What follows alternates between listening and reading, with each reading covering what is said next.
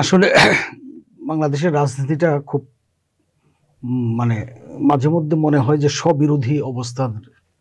জামাত ইসলামের নায়েবে আমির ডক্টর আব্দুল্লাহ মোহাম্মদ তাহের সাহেব অত্যন্ত জ্ঞানী মানুষ।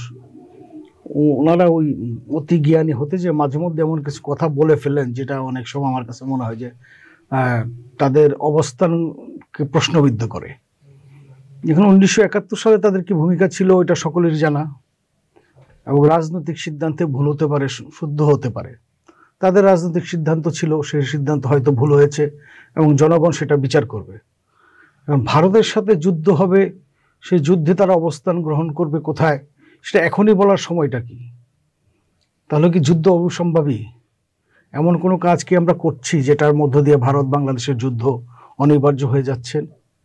নিশ্চয়ই এটা করছি না। আমরা বাংলাদেশের প্রতিবেশী হিসাবে ভারতকে আমরা সকল সময় চাই সমমর্যাদার ভিত্তিতে বন্ধুত্ব।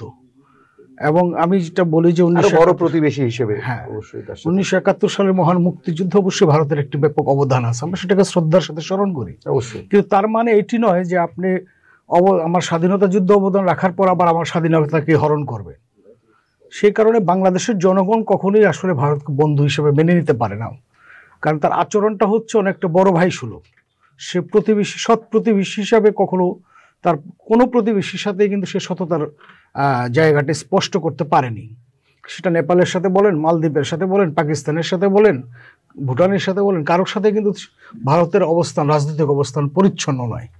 তো সেখানে আমি মনে করি যে জামাত ইসলামীর যেহেতু একটি সম্ভাবনাময় রাজনৈতিক দল এবং 5ই আগস্টের পর একটি নতুন সুযোগ তাদের মধ্যে তৈরি হয়েছে, সেক্ষেত্রে আমার যদি এটা তাদের স্বাধীনতা রয়েছে, তারপর আমি বলবো যে আরও বুঝে শুনে সিনিয়র নেতাদের বক্তব্য দেওয়া উচিত, তাতে তাদেরই উপকার হবে বলে আমি মনে করি আর কি।